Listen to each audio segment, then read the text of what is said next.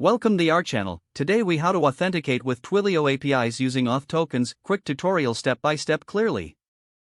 To authenticate with Twilio APIs using Auth Tokens, start by creating a Twilio account if you haven't already.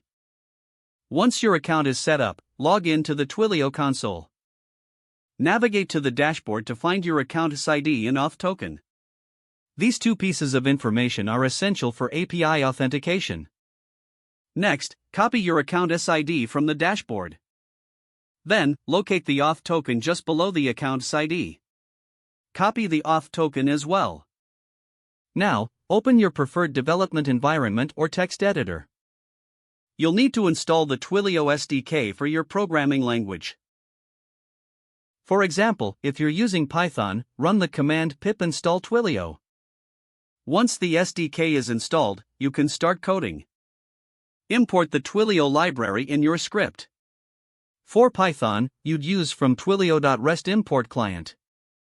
Create a new instance of the Twilio client using your account's ID and Auth token.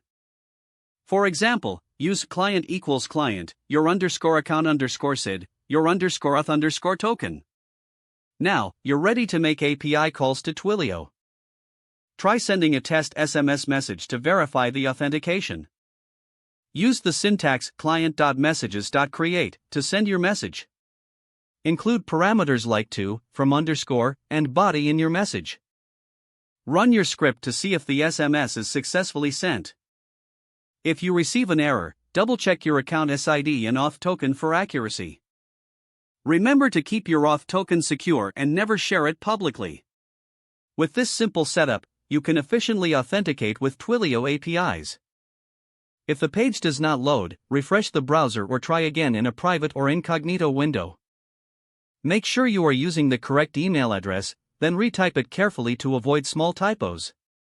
If your password is not accepted, use the reset option and create a new strong password you can remember. Check your spam folder for verification or security emails, then complete any requested confirmation steps. Enable two-factor authentication if available to improve account security and reduce unauthorized access risk. Don't forget to like this video and subscribe to our channel for more step-by-step tech guides.